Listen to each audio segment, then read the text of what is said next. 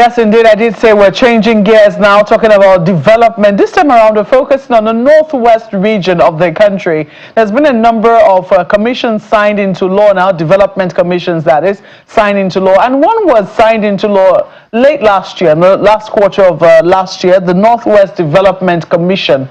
And some people will ask, what precisely is it meant to achieve? What is going to be the thrust of, the Development Commission as established by President Bola Ahmed Tinubu? Well, joining us right now to discuss this is Professor Ahmad Suleiman, who is the Deputy Dean, Faculty of Law at Northwest University in Kano. Prof, you're welcome to Sunrise Daily. Thank you very much. You're welcome. For a number of people, they think that these development commissions are now a little too many, and that this is like a proliferation. I have, so you must have, and such. It could eventually make nuisance of what it is that it's supposed to achieve. Do you see it that way, or do you think that the establishment of these commissions were absolutely necessary? I agree with the fact that we are having so many commissions coming up, and the space is becoming overchoked. But law has its own purpose, and it must serve that purpose. And in the process of serving that purpose, law have to create institutions. So the essential thing is not to be carried away by this criticism, but to look at the law itself, look at the circumstances that brought about the law, look at why the structures, why we think it will work or why we think it will not work. For instance, every commission has its own peculiarity. If you take for instance, Niger Delta Commission, the background is known. If you take the Northeast, it's known. But if you take that of Northwest, it's a very complex situation that needs a special commission that focuses on that. So I'm not surprised when what exactly is complex about it? Because you talked about the Niger Delta. Niger Delta Development Commission, everybody knows why it was created, yes, to try and make sure that the giz which lays the golden egg is happy, is kept happy, and there's development in that particular region. Yes. The Northeast Development Commission, some people argue that the Northeast has been ravaged by insecurity, has been ravaged by terrorism, which went on for over a decade, and the people of the area felt the impact of that. And as such, there's a need for us to have a commission to rebuild the area. Yes. What is the argument for the Northwest Development Commission? Northwest is worse than all these regions you've said.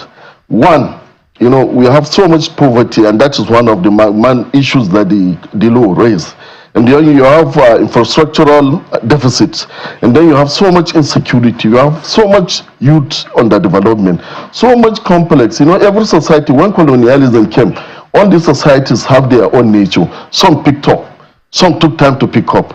Now, adjusting to this new trend, every region has its own challenge. North has so many challenges that kept it back. I've been writing on this. I'm very happy that now governance is paying attention.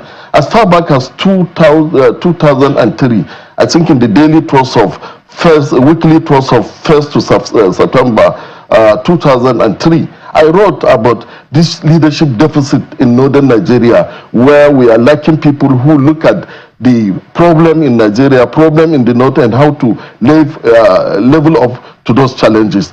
A few months later, I also wrote, remembering Mala Aminu Kano, the deficit after Aminu Kano. 200 years of Fulani Jihad, I think it was on March 10. I predicted that if the North failed to pay attention to its youth, it will lead to where we are going now. And because the North have failed to educate its youth the way other regions have educated, we ended up having so much insecurity, so much kidnapping, so much crime in the North. Sokoto, Kano, wherever you go, kidnapping, phone seizing, and all that. And then I also wrote on 1st June 2004 on terrorism and the indices in the North that will lead. They failed to do something. 15 years later, we are caught up. All these things are in daily trust. Anybody can pick up. So some of us who have been following these trends and then drawing attention to what it will lead to, and the failure to address those issues are what brought us here. So my own problem is Do we have enough people in this commission that will now address those challenges, that will see it as a special commission that has come up to see first special peculiar challenge of the North, or is it going to be business as usual? What exactly is the peculiar challenge that state governments cannot solve? Now, as far as state governments are concerned, you have politicians. The fact that politicians have failed us is where we are now.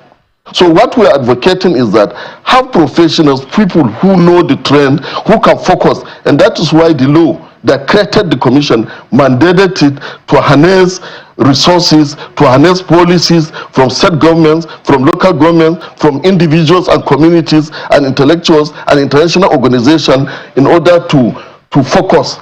For instance, let me tell you, do you now look at tech security, for instance? North has its own strength, it has its own weakness.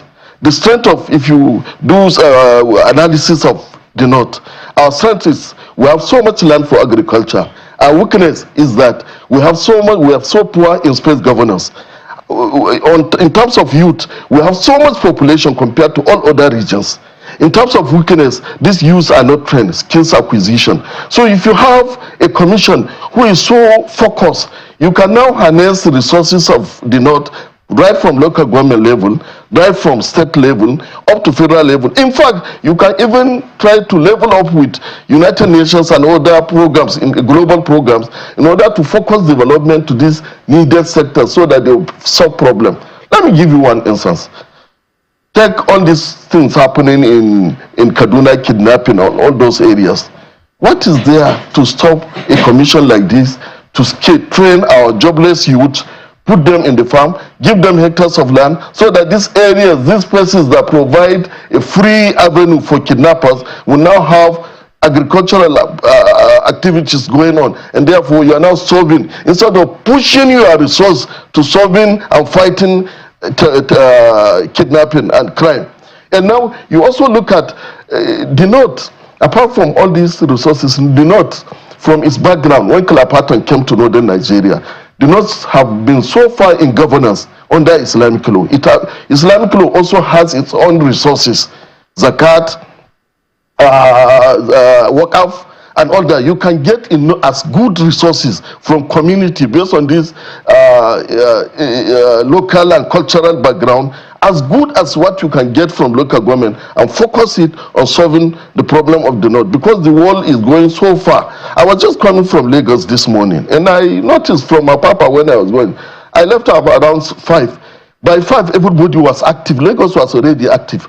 I was telling my driver that our people are yet to turn up to this emergency, urgency of life, urgency of activity in life. So if you look at the North, if you look at our productivity level, this urgency in productivity is so low.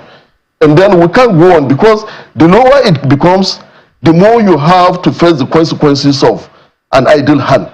And the more you train these youths with this commission, the more you now solve your problem. So what I was saying is not the commission that is the problem. But, and I'm saying this from experience.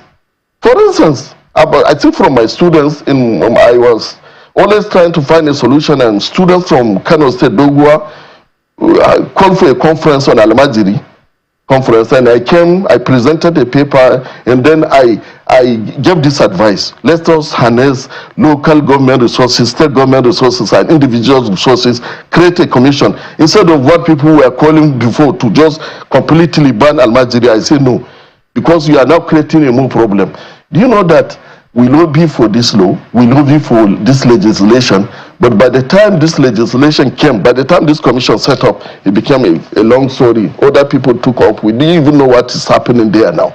So I know how in my process of lobbying for that law, I met some politicians who makes an exception. Kakale, for instance, the chairman then, who I had to interact, he was ready to even sacrifice his political ambition for this. But at the end of the day, most of us who lobby, we see what is happening now after about 2 or 1 years after that, where what impact has this seen? So the issue is not the absence of this commission, but the level of seriousness of putting the right people who know the right problem, who will now channel these resources to solve the problem and not think within the box. So, well, the commission is already here. It has come to stay. I mean, it has been signed into law by the president. Yes. And it does appear that you are already beginning to take issue with the people that have been appointed to the board. I do know that, women had a problem with the people that were appointed, because not one woman was appointed to the board of that particular commission. Do you also have any reservations about some of the people that have been appointed to the commission? Do you think that they have sufficient zeal and have shown track record from their past, from their past endeavors to be able to bring the difference, to make the difference that you think the commission can make in the northwest region of the country? Yes, I don't have any problem with individuals in the board.